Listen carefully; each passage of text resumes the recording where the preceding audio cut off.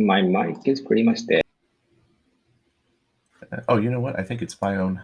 Oh, ha! You know, Mark, if you actually had your stuff on correctly, it would be fine. It sounds like everyone can hear, so I am going to go ahead and move Aditya over into his talk. So you are all set to go, my friend. Go ahead and share and take it away, Aditya. Yeah, all right. Thanks so much, Mark, for that lovely introduction and letting us know about the exciting day today. Really excited about to know about the next two talks, as well as to talk to everybody from the ColdFusion community today.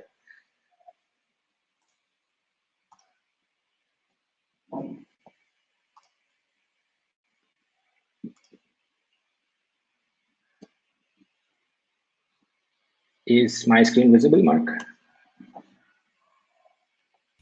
It totally is. ColdFusion Dev Week, I gotcha. Building enterprise internal apps using ColdFusion and Buddybase. Got it. Let me. But by the way, for folks having trouble seeing the headers, please do try and just refresh your screen. That should fix things. We'll try and work on it over the day to get that thing fixed. So hey again, everyone. But apart from a few troubles sharing my PPT, I hope it is visible now. But my talk for today is building enterprise apps using ColdFusion and Buddybase. Buddybase is a low-code tool, but we'll get there. Right? I don't really want to get into the technical stuff right up. Initially, what I want to talk about is building enterprise apps, and with that, I'm Aditya, and I've been the product manager for ColdFusion for about last 1 year. And through my journey, of being into corporate, I was a software developer earlier, and then I became a product manager. And right now, hey Aditya, sorry to interrupt you. We're seeing your presenter view on your presentation, so it's a little bit small for folks. If you could got it. Switch that into I hope the big mode. This is better. Got it. There we go. Yeah. Thanks, Mark. Thanks for the heads up. No problem. No problem. And my current role, what I like a lot is best of both worlds. You know, being able to talk to software developers as well as develop cool software for them. And when I spoke to a lot of you folks last year, I realized that ColdFusion is used a lot to build internal apps, which means apps for users who are part of a corporate. Why is it so? Let's look at it in the next few slides. And these, why is it so? Because ColdFusion is really quick to turn around, and one of the big requirements, as we'll see later in today's talk, is users wanting a quick turnaround. But what are these internal apps? What are these enterprise apps all about? You know, the target users here for an external app is employees of a particular organization, right? So according to Gartner, an enterprise application is a very complex definition, which is, you know, enterprise applications are designated to integrate computer systems that run all phases of an enterprise operators to facilitate cooperation and coordination. But in very simple terms, what it does, it increases employee productivity, right? Think of a few examples: CRM systems, ERP systems, HR management systems. I think all of us must have been a part of one or the other HR management system where, let's say, if you are given a job offer, you get an offer letter which you sign and give it back. Think if it was all manual, right? You always had to go into the company, sign it manually, get a printed copy, give one to the HR, give one for yourself. Or think about the HR who is rolling out 10, 20 different offers, and they'll have to do bookkeeping, which offer has been rolled out, which offer has not been rolled out. So overall, enterprise apps, according to me, they increase employee productivity to scale up so that the business goals as well as operational needs of an organization are met. And as I was talking about earlier, I see a lot of internal apps by talking to you guys are built on ColdFusion. in big and small companies altogether. Who are the users of these internal apps? So a first set of users are employee functions, which are present almost in every company, HR, finance, sales, customer support, admin. And a second set of users are people who are part of the core business. Think education vertical, think of a university. Let's say John Hopkins University. Teachers and students are your core business users. E-commerce category managers become your core business users. Healthcare doctors and hospital staff become your core business users. uh, and all of these people, when they use software to automate stuff, to ease out operations, to scale up, to increase productivity, to meet business objectives, they use one or the other enterprise apps. uh, and and needless to say, as I've counted multiple times already, ColdFusion is used a lot to build enterprise/internal apps. Uh, let's look at some of the use cases from a development perspective of what are the kinds of enterprise apps which get built, right? Not just ColdFusion, but anywhere and everywhere in the world. So first kind of app is I define it as business apps, and these are used to improve the core operations of a business. But let's think of some examples: inventory management, help desk application tracking system. Uh, so what if an e-commerce company did not have an inventory management system? They won't be able to scale beyond a certain number of SKUs. So in order for them to scale, to optimize their operations, uh, and basically to become big, they need inventory management, which becomes an enterprise app, right? Because in our definition of enterprise apps, the users are primarily internal users, primarily users who are employees of that company. And for inventory management, the employees become pretty much your operation staff uh, in the company, and it makes their job very, very easy, so that they could do it at scale. So that's one kind of app which eases out workflows for your business users, business use cases of the company. Second kind of apps are approval apps. These require some kind of approval from a certain person higher up in the company or owner of a certain function. And you also need to audit it, track it, so that you know who approved it for a certain thing. Examples here are vacation requests, employee expenses, procurement invoices. Let's take the simplest example, vacation request, right? I'm pretty sure all of us have done this. Uh, so what happens is, as an employee, I raise a request to my supervisor, and my supervisor explicitly accepts that vacation request, so I can go uh, out of office, PTO, go take that vacation in Hawaii and whatnot. But if an enterprise app for vacation request was not there, we'll have to manually, let's say, submit an email to which a manager would respond, and tracking would become a chaos. What if the manager has 10 people reporting to him? How do I manage number of holidays which I have? And that objective is achieved by an approval app, where somebody explicitly uh, approves a particular request. Now, vacation request is a small example. If I put it on the big stage, right? Think about procurement. A lot of our users use ColdFusion to build their procurement infrastructure, which means when a vendor is placing millions of dollars uh, of invoice requests to you for your procurement request, you need a backend system to streamline that, because a lot of money and a lot of inventory is going to and fro. So that's where automating it with the right kind of workflow, as well as having the agility to quickly manage that workflows, add that extra field, really helps approval apps. I'll again talk about the procurement example. Think about it that uh, you have a vendor who is providing you computer mouses, right? And you have a field in your approval system for computer mouses or one type of inventory, and suddenly you want to get into a completely new business of also selling mobile phones. You need a net new field for mobile phones now, and to be able to turn it around quickly in the software becomes the need of the hour in this case. Third is forms. Forms are pretty much everybody knows forms. Forms are collecting feedback in very, very structured manner.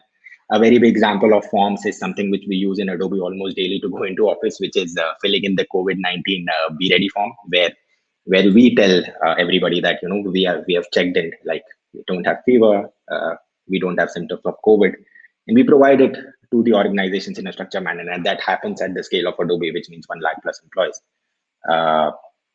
And so on and so forth. Forms are used in so many different use cases. In fact, the demo I will provide you of an app today will be an app which automates some kind of a form.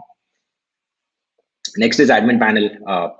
Admin panel is nothing but there is, let's say, an inventory management system, and somebody wants, an admin wants explicit access to the database so that he can manipulate some entries because in the automated system something went wrong, and that is provided by an admin panel.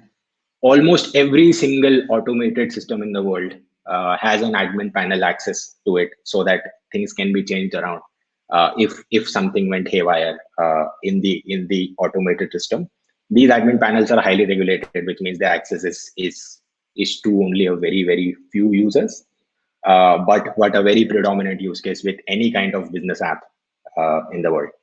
And finally, similarly, reporting and dashboarding is visualizing your data and sending it out to people. Again, a very big part of any enterprise app in today's world. Take any example here.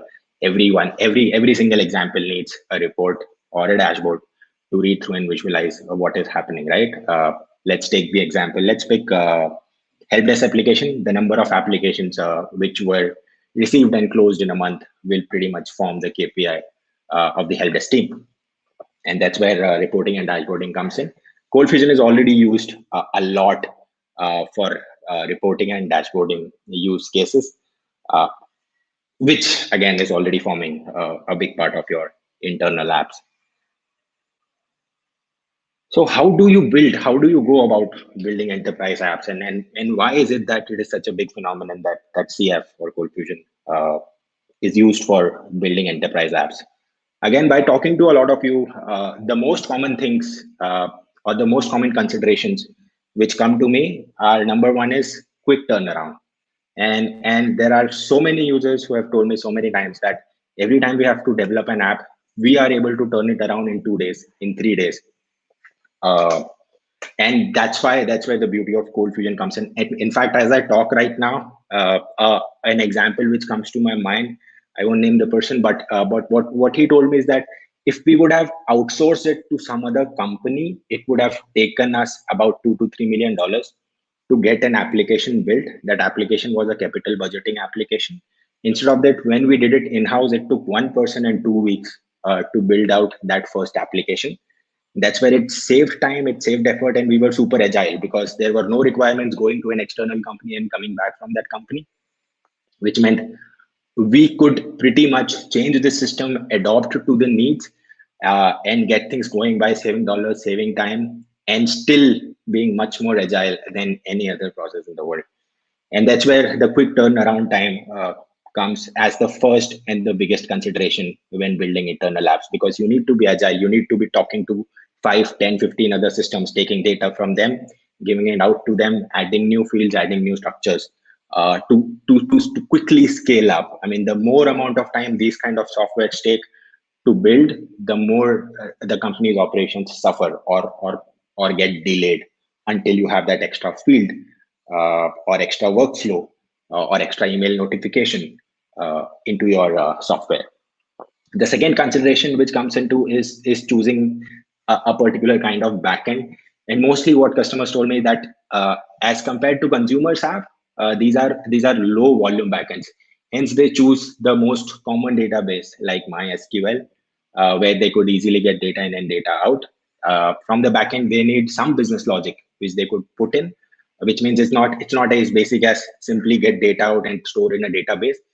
Between getting data out and storing it in a database, there is business logic involved, where there is some workflow created, some munching over the data which is done before which it is actually stored. And finally, three of the most common things which every internal app or enterprise app needs is an SSO enabled login, so that you can log in via your own company's SSO. Reporting, as I earlier pointed out, and notifications, such that if any changes happened in the viewpoint or within the KPIs, of a certain person, a certain owner, he gets those right kind of notifications. The most important thing, right, and this was a revelation for me when I spoke to you guys, was about the front end of building this internal apps. So you guys told me that the UI should be robust, that it should work as expected, but it should do the job. It's not about having the most funky looking UI. It's not about the most beautiful UI, which should have the right amount of colors, which should have animations. The UI should work. It should be modern enough for people to understand, and at the same time, it should work. It should not break. It should work on a mobile device. It should work on a desktop device. It should be responsive enough. But that's it. People don't really spend a lot of time this making the UI beautiful, making it do things in a certain way. It should just do the job. Is what I hear. And that's a great insight which I got, which I also wanted to share with you guys. And mostly the UI today gets created in HTML, CSS, jQuery, which ends up taking time. Finally, the last consideration is flexibility. Any business app, any enterprise app, it interfaces with another 10, 15 of the apps by taking data in, by sending data to these apps. And that's a very big consideration. That's where a lot of these apps are built, right? A lot of these apps are, let's say, a small app in conjunction to your CRM, a small app in conjunction to your ERP to do a very specific function. In fact, later in today's presentation, I'll talk about a similar very small app, which works in conjunction with your CRM to manage opportunities, because managing opportunities is not the prime or core function of a CRM. So it vertically integrates with the CRM. That's why these apps or the technology, whichever you use, should be flexible enough such that it can very easily talk to other enterprise apps sitting within your system, so that data is easily available to other apps to ingest and show to their users, as well as the app being made can also consume that data from other apps.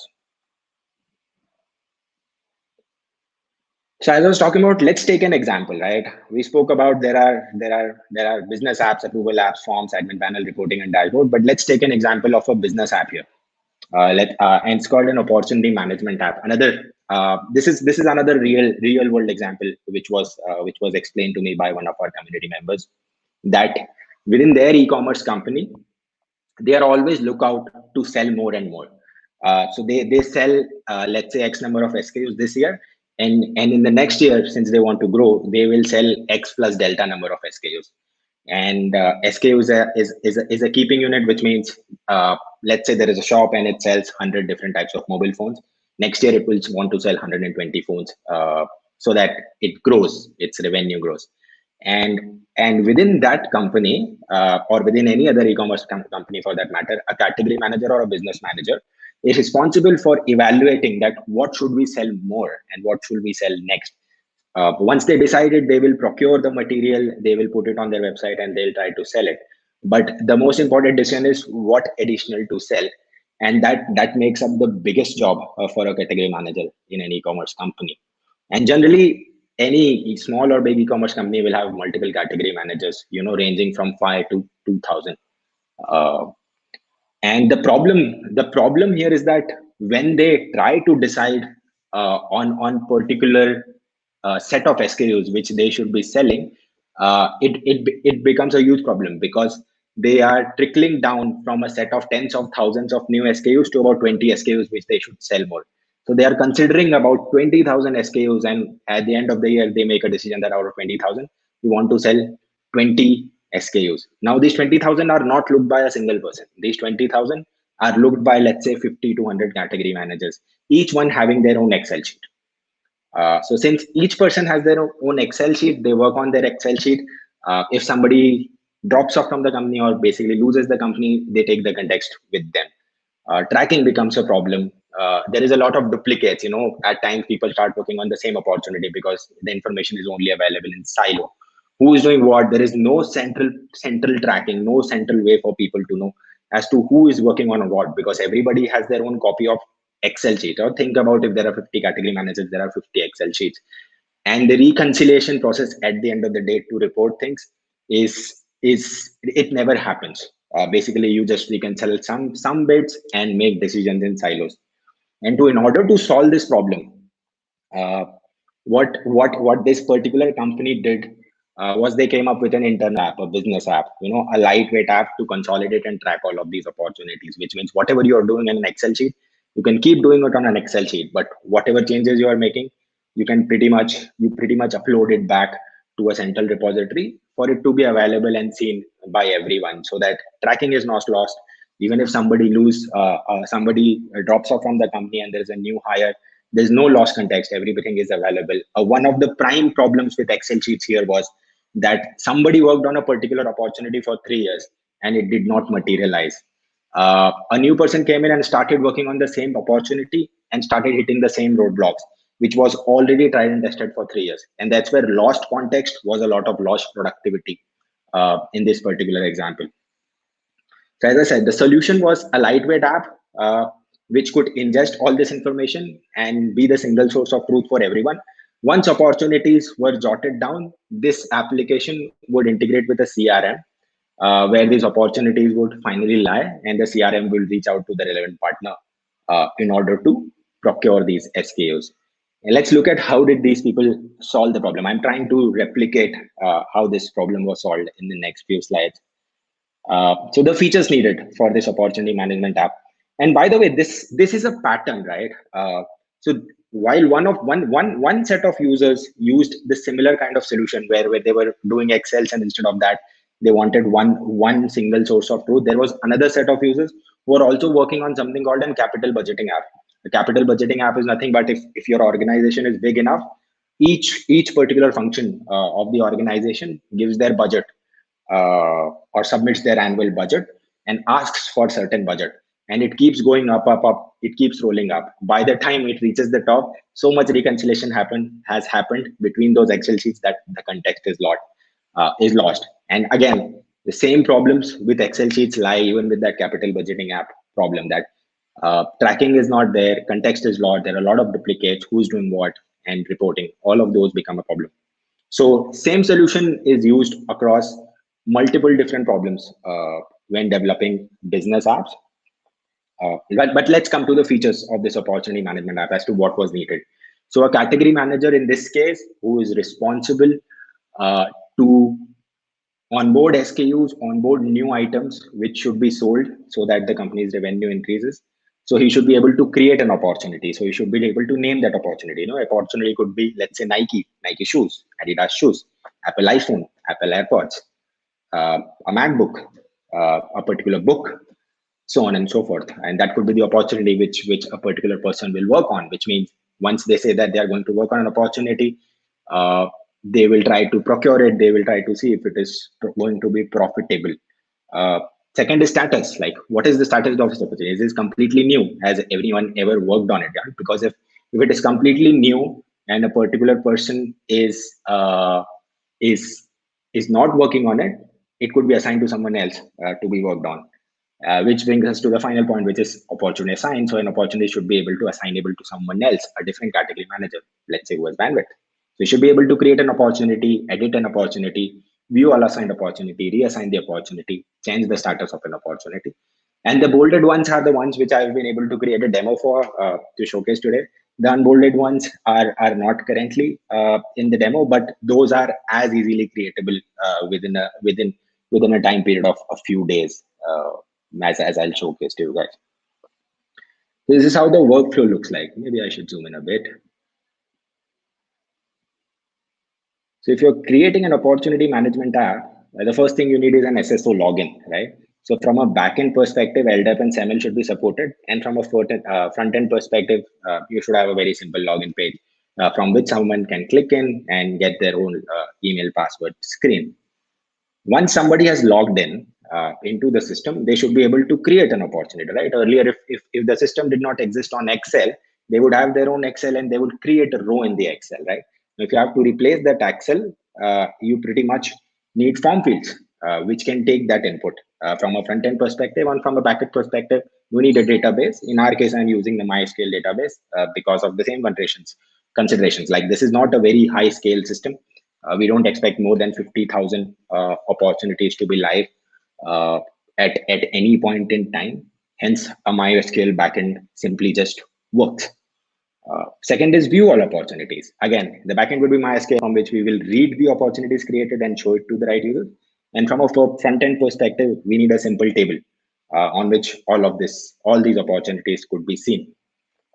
Finally, reassign opportunities and change status, which means whatever we have created, any opportunity which we have created should be editable. Again, MySQL backend, but once it is edited, the owner of that opportunity should also get a notification in the form of an email, which is what backend will do. And from a front end perspective, you again just need a table to view these opportunities, click on an edit button, go and edit this opportunity. Finally, generate a report, which means if there are 50 opportunities lying in an ecosystem, let's say somebody wants to look at what are all the 50 opportunities that I have with me, which are of the, what is the status of those opportunities? Are they worked upon? Are they closed? Is there anything which is successfully closed? So for those, we need spreadsheet reports or PDF reports, which can be very simply downloadable. And finally, close opportunities, which means that opportunity has been worked on. Again, from a backend perspective, you need a data store save, which means you should be able to save it in your MySQL. From a front end perspective, you need form fields and buttons. Overall, all of these backend functions are very easily available in ColdFusion. You know, LDEP SAML integration is there, MySQL data connector integration is there. CF query, I think one of the most common constructs, simply does the job as it did for me, as I'll show you guys. We have email integration. So once an opportunity is created, edited, an email could be sent out as simply by configuring it on CF admin. PDF and spreadsheet reports. Again, I need not tell this. This is one of the most used features of ColdFusion, and I guess, which is why it is also used to create a lot of internal apps that you can easily download a PDF of the report or spreadsheet of the report. And finally, backend data store, which I spoke of earlier.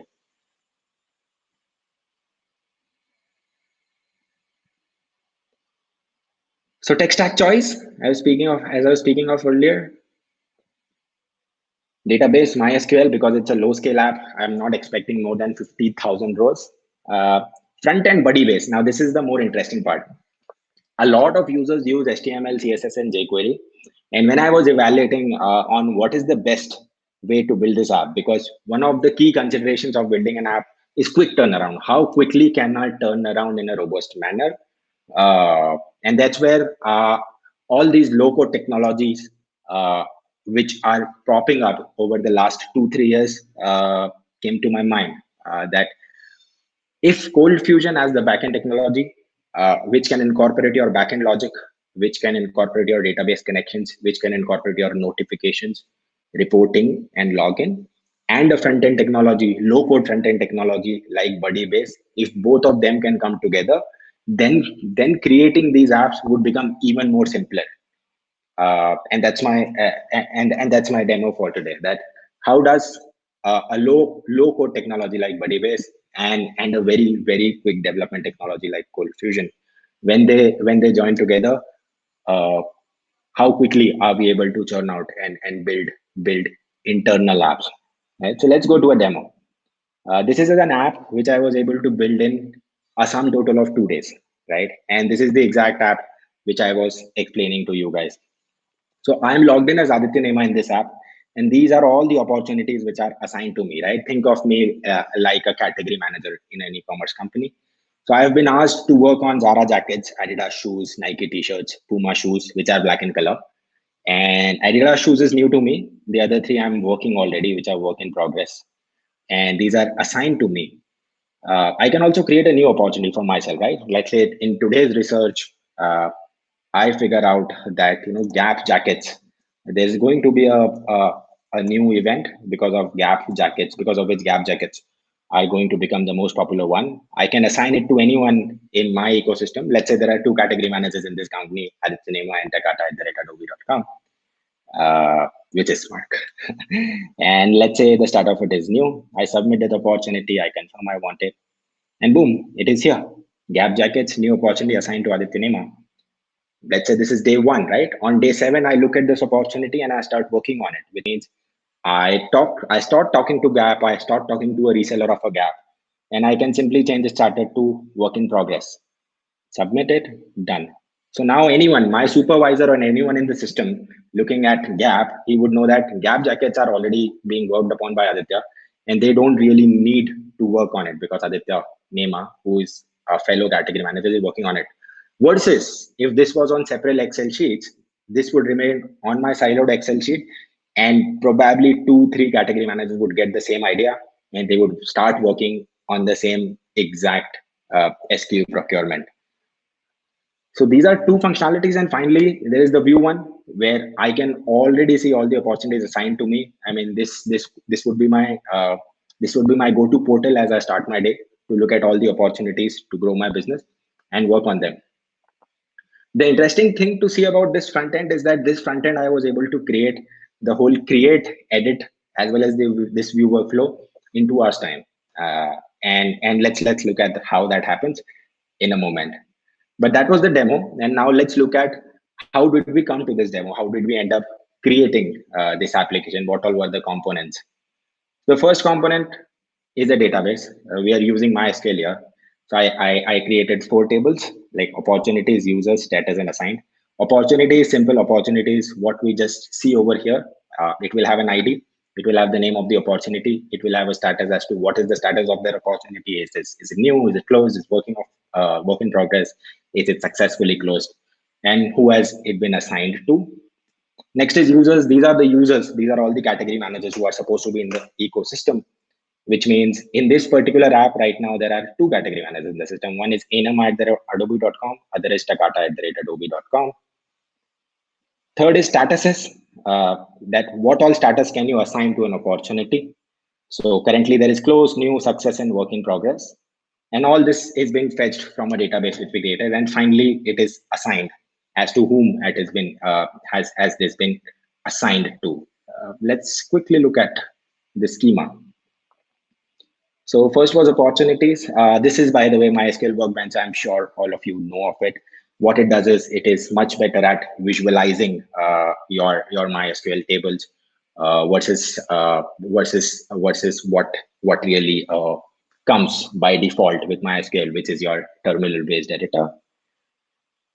So ID, which is an auto increment column, name, status, and assigned. All of them are varchars or strings. Similarly, assigned would be your ID as well as just a single assigned field as to tell who has it been assigned to.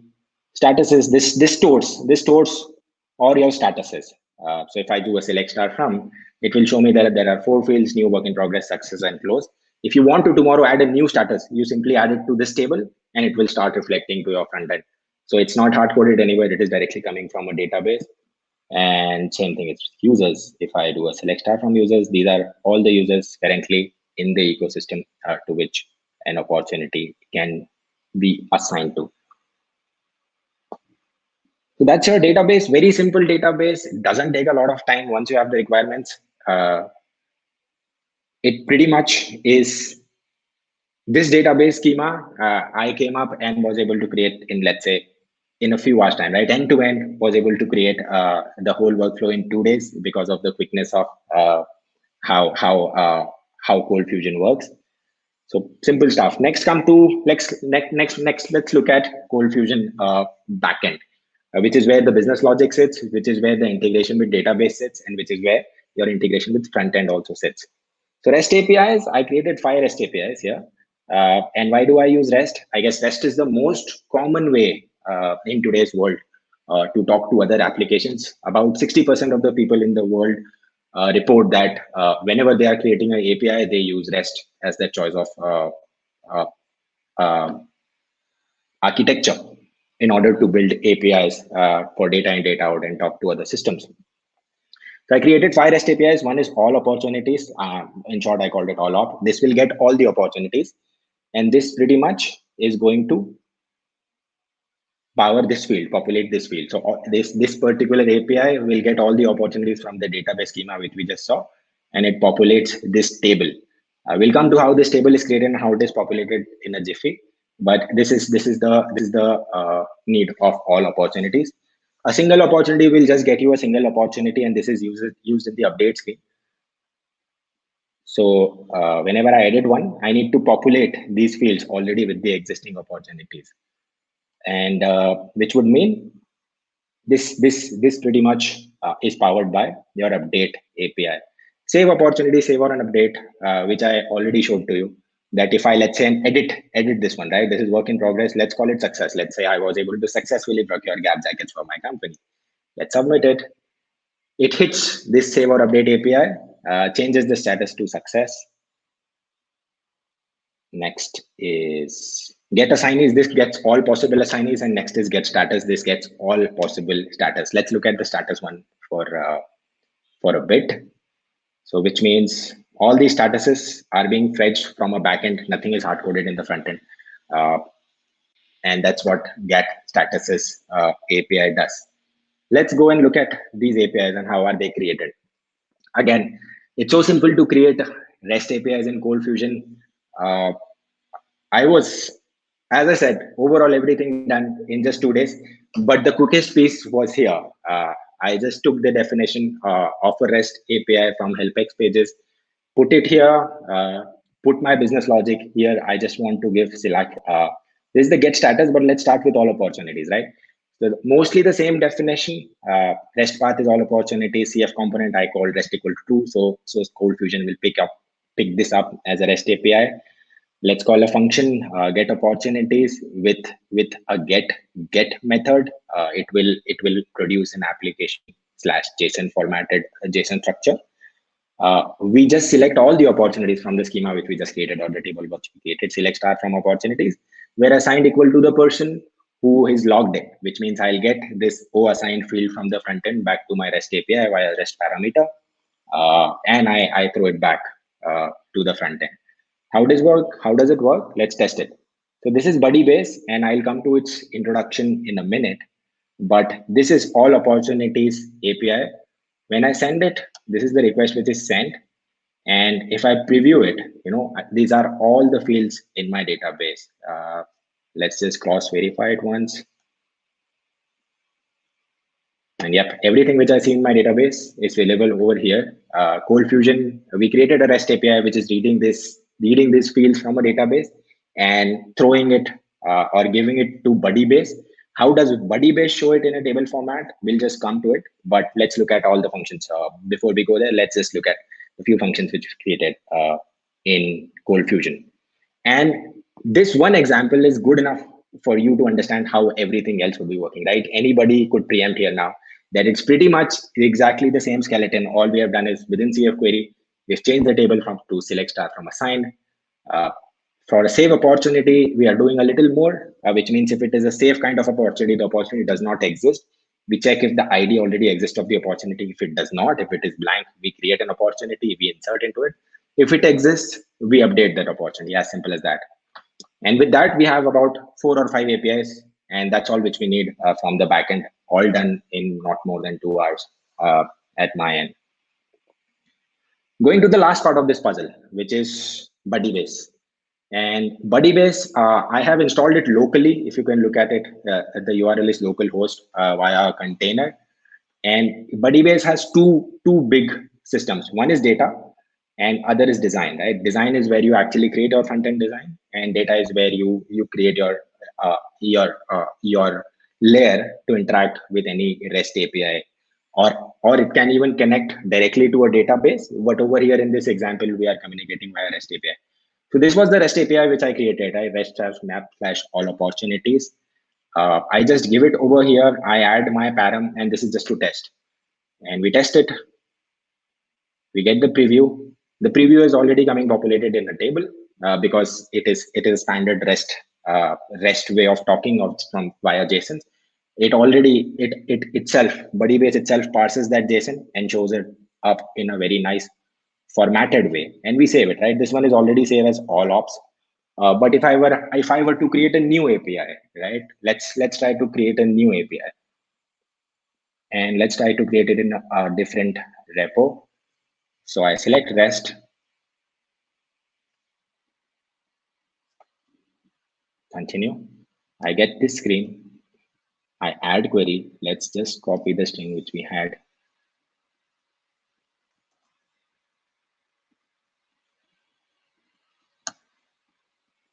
Boom. If I send it, this will error out because we are not sending the param as yet. But this dashboard, as you see, it errored out for now. So this dashboard works for you to test your APIs first. So let's save it for now. Let's try to solve for that error, which means we should be adding a variable. The variable here is assigned. I hope I spell it right. And anema@adobe.com. Let's test it again. Does it work this time? Request sent successfully, but it's still error out. And probably the quotation marks is the problem. Let's see, does it work? It did work. So this UI is very easy to work on REST, on your REST APIs, because you can send the request, you can just get it right, just like we did it right now. No, we created that URL, it didn't work. We sent the parameter, it didn't work. We changed the parameter, it worked. Once it has worked, you can save it and it will be there. Just like I have all opportunities saved over here. Similarly, get sign is saved over here. Get status, opportunities, save opportunities. So I integrate all these APIs, all these REST APIs as data sources into Buddybase, into its data tab. Now let's go to design, right? So our first page in our demo is where all the opportunities are available or visible to a user. How do we create that? And let's look at the home page. This is your home page. This is nothing, just a table structure, right? Within that table structure, what I've done is I've simply associated our own data lake or data API, which is all opportunities database API. You know what? Let's create a new one and see how it works out, right? This is an existing one, but let's create a new one. So a new blank screen. Let's call it home 2 because I already have a home screen. Access is basic. As simple as let's take a table block and put it out here. We just created an all opportunities database. So all I'm going to do is select this all opportunities database. The table took the data from all opportunities REST API coming from ColdFusion, coming from the MySQL database, which we created, and put it right here. And it is as simple as this to create your table and get it working. What else is there? Let's try to create all of that, right? Let's try to recreate all of that, see how quick it works.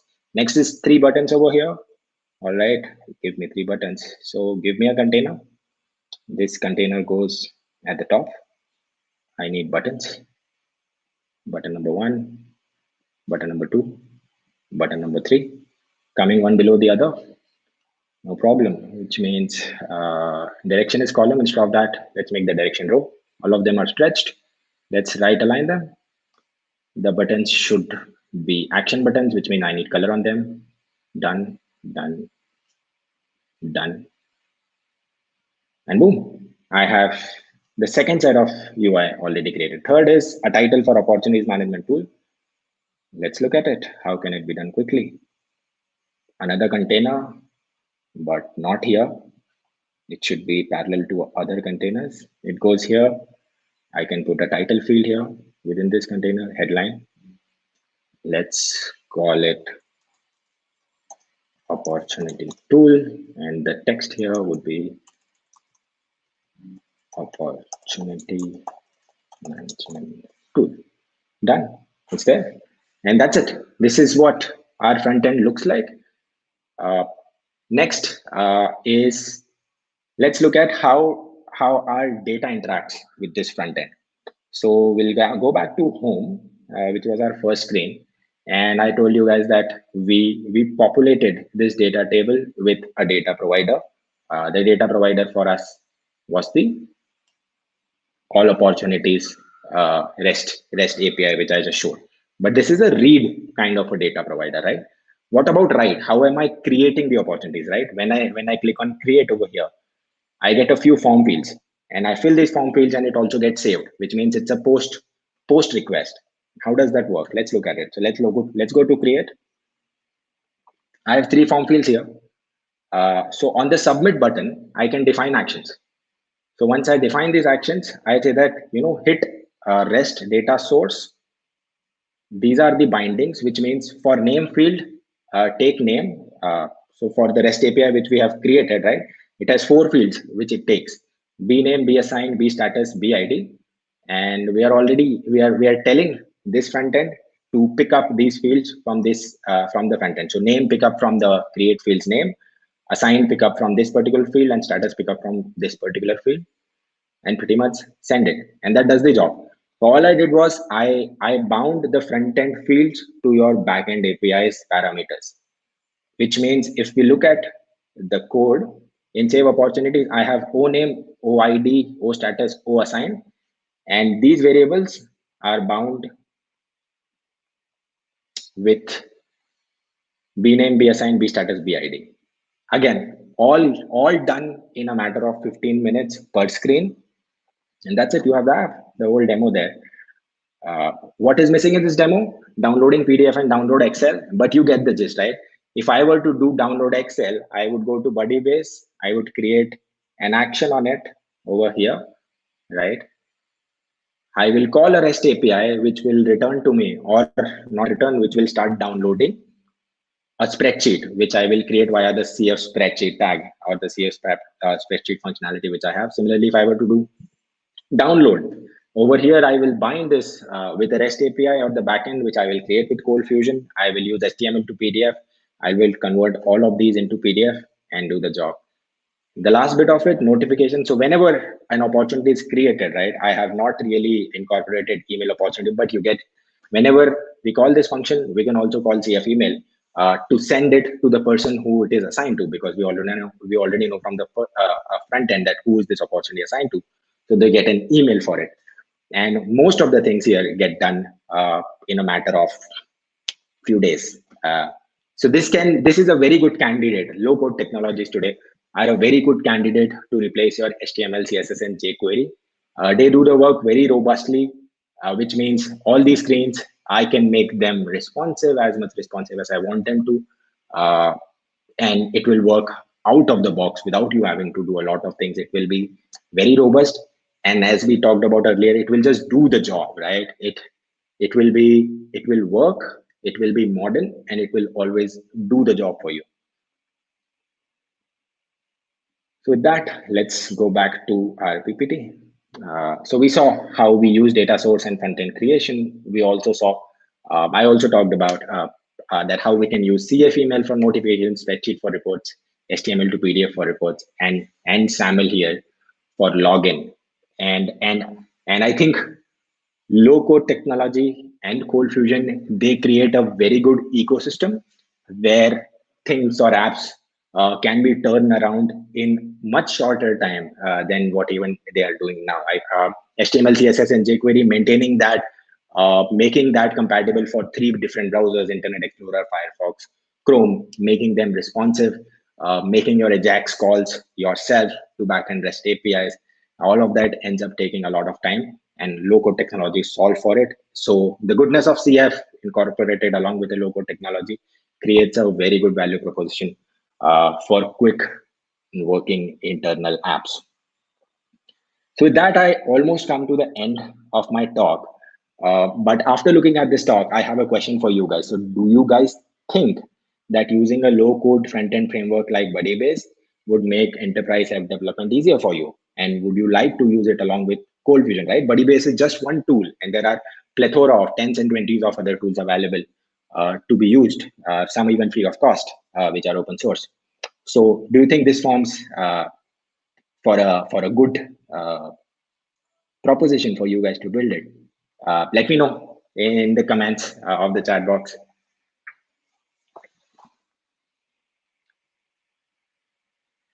I do see some comments. Hi, Animesh. Hello. Hi, Stickazen. Got that. Any questions? All right, we got quite a bit of questions. Thank you, Aditya. That was an amazing talk. Buddybase looks so good. So this is my first time actually seeing the Buddybase integration, and it's so good. It's so awesome. Totally. And just to tell you, Mark, right, I did not know of Buddybase up until a week ago, right? And so I wanted to give this talk, and I was looking to integrate with the low-code tool, and I knew broadly how low-code tool works. I came across Buddybase. I already knew my CF bit, and I was able to get all working in 2 days, along with my doing day job, right? Which means I was doing whatever I do at Adobe, and along with that, I was doing this all done in 2 days. So the quickness part of it, which is one of the most important factor, I tested it. I found it really working, and that's what I showcased. Very cool. So you're getting a few. Looks like there's a few questions. I think JR asked a question pretty early on, talking about accessibility with Buddybase. Do you happen to know if it creates like fully accessible user interfaces for folks? I would assume so, but I would assume so as well. And if not Buddybase, as I said, there are tens of tools available. So if accessibility is your key requirement, all we have to do is just Google for a low-code front-end framework with accessibility, and we'll get one. That's the good part of living in today's world. While I'm not so sure, I've not looked at Buddybase at this point in time from an accessibility perspective. I've looked at it from a perspective that does it work and does it work quickly. But I think at least a few of these would already have accessibility. At least a few of these would have any parameter which you are looking from your front-end framework. Yeah, I've sort of found that you can't have a production level, thing like Buddybase that's out there selling to people without having accessibility. They'd get killed. I mean, they'd get steamrolled. So they do talk about accessibility on their website, so it's obviously something they're aware of. I just didn't find any details necessarily, so maybe we could find that for folks. So Joshua Ford asks, is there a repo of this demo where we can download your code? Do you have this up in Git somewhere? I don't have right now, but I can upload it for sure, or cool. I can upload it, and I can post it out there from my ID. Yeah, let's. So Joshua, we'll find a repo for you, and maybe I can convince Aditya to write a quick blog, maybe on this for the ColdFusion, and then the ColdFusion blog, and then have a link up there just so more people can see it. We can surface that for folks, because this is a great. Yes, this is a great thing. Andrew Peterson asks, did you run into anything you couldn't do with Buddybase, like any limitations on the product that you ran into during your demos? I did run into one of the limitations, which was login. So Buddybase does not has its own SSO login, or nothing which I could see on the face. It is logging in users directly via the admin panel, but that pretty much gets solved by ColdFusion, because ColdFusion already has a login page, and Buddybase has the CF embed, not CF embed, like embedding way, which means if you don't want to create your own UI, you can embed a page, and it's so simple to use CF to incorporate SAML that you can really use it. So that was one big thing which I came across, which Buddybase didn't do well. A second thing which I can definitely think of is that Buddybase was working with table structures, which means whenever whenever I'm trying to incorporate or intake a JSON, it is thinking that JSON is a table structure, and what if my JSON was supposed to return just a flat list of things, and I couldn't find a very easy functionality to do that. So for example, if I have my single page, right, not a list of opportunities, but a single page showing just one opportunity, then I found it a bit difficult to incorporate a single JSON and get it working for the page. So those are the two things where I did find some issues, but I was very easily able to come around it. Gotcha. Someone actually mentioned that the UI does not seem so impressive, and they were asking what JS is using, a framework like Kendo. And I kind of looked up. It looks to me like the theming abilities of this is kind of like limitless, right? I mean, you kind of use some of the default stuff, which looks internal, right? It looks like an internal app, but I don't think that's the limit. You could make this look however you want, right? Totally. You can brand it however you want. I did not brand it. I mean, I just used the defaults because I'm trying to show here the quickness factor. But if you want to spend more time on the UI, you can change colors, you can change shadows, borders. make it look like that. Sky is the limit, because you have that container, you have the layouts, you can do pretty much most of the common things which you can do via CSS in terms of putting objects wherever you want them to. Yeah, and it seems to me like they have a fairly flexible and powerful ability to like design it for mobile, design it for desktop. Totally. Like it's kind of built in. It's pre-designed. It's pre-designed. So anything which you are creating, right? Think of it. It is already compatible with all the three web browsers, as well as it already is going to work on your big screen, a Mac 16-inch Mac screen, on your iPad, as well as on your iPhone, right? All the three screens are taken care of by default. You just work on designing it and work on your backend logic. Rest all taken care of. Yeah, it's pretty nice. I mean, I dig this, right? Like sometimes you just don't want to really dive so deep into the front end. You got business logic, you got data access logic that you need to worry about, and this just kind of takes care of it in a way that's, I mean, it's not winning any Webby awards, but it's also pretty inoffensive, right? I mean, I've seen internal apps that would like, terrible, right? But this actually looks good. It looks solid. It's clean. And yeah, it's responsive out of the box. I like it. Yes, Totally. Josh. And I'm not going to and repeat that. it integrates with all kind of databases, right? So Yeah. every database which we have available in CF, while we did it via REST, but if let's say you don't need a business logic, which I don't know when you won't need a business logic, but most of the times, 90% of times you need a business logic. It can also directly start reading from a database if you need to. I'm not a fan of that capability though, because it pretty much limits you to scale up even just a little bit. But yes, it can do that if it's needed in certain situations. Very cool. So I've got another question from Holger. Holger says, Buddybase looks great, but we at Siemens are using Mendix as logo. Mendix is superb. Mendix is also superb. He says it would be interesting to see a showcase how CF can be connected to this. Do you have any experience, demos, or recommendations about this particular use case? As much as I understand Mendix, I have not used it hands-on, but it will integrate with CF in a very, very similar way. You simply expose REST APIs, and Mendix can consume it. Mendix is a very, very enterprisey app. I think it's pretty much the market leader in terms of low-code frameworks, and I at least looking at the reports, I consider it the most advanced one. Very cool. So I think that pretty much covers most of the questions that I have seen. If anybody else has any questions, we've just got a couple more minutes. People are loving your presentation, Aditya. Love to see it. I loved it. It was wonderful. Let's see. Got a couple people typing. I read one of the comments. Somebody is.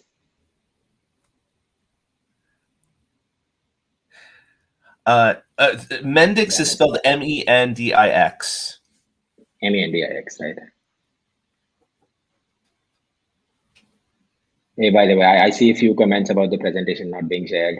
Sorry for the first few minutes.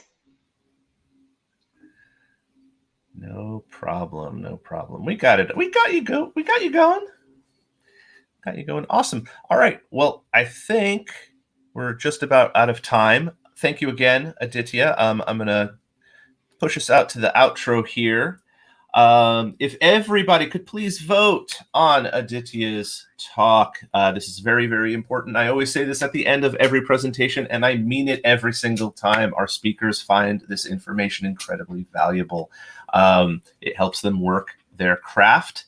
And I want to thank Aditya one more time for an amazing presentation, an amazing use case with low-code and ColdFusion. I have a feeling I'm going to be seeing a lot more low-code ColdFusion integrations coming up in the next few months. So I'm looking forward to seeing that. Please, if you do that, if you go out and start to integrate this stuff, let us know. Email us. Let us know. I mean, write some blog posts on it. We want to hear about it because I think part of this is a little bit of the future of development, and we want to know what you're doing with ColdFusion in this space.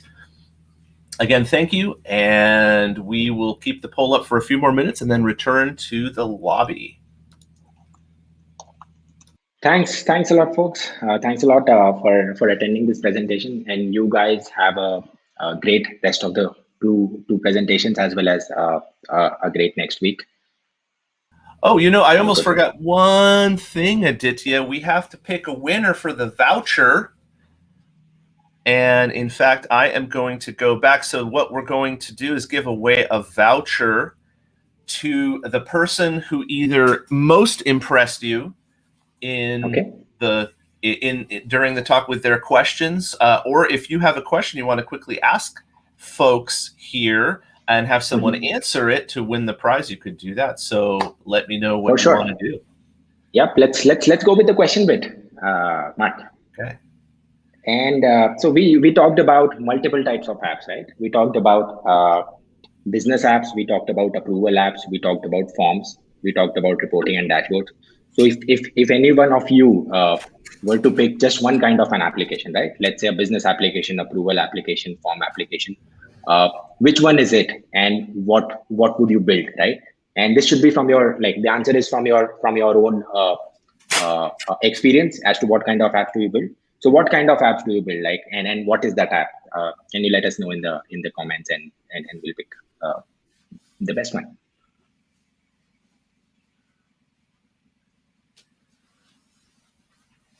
I would build a video game, obviously. That's what I would.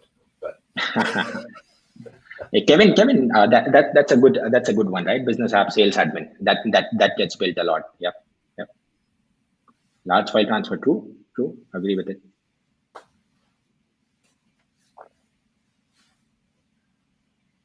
Wine inventory control, medical records. I've heard both of them, perfectly fine. Client opportunities, automation tasks. I'll go with the best one I like is wine inventory control. Let's go with Walter Klepper. Brilliant example. Okay. Yeah. Let's get that. Let's see. Apurva, did you get that name? We've got awesome. Apurva got the name. Okay. Very, very cool. Thank you again. If anybody just didn't do the poll yet and wants to finish up voting, please go ahead and do that. There's 100 people in the room, and I want to see 100 votes. Let's get that in there. Aditya, thanks again for the wonderful presentation. And be ready in just about, half an hour or so. Coming up very, very soon. CFML design patterns and uses from Nolan. It's going to be a really fun talk. I've actually heard him give this talk before, and it's updated with newer language features. So stay tuned. Bye, folks.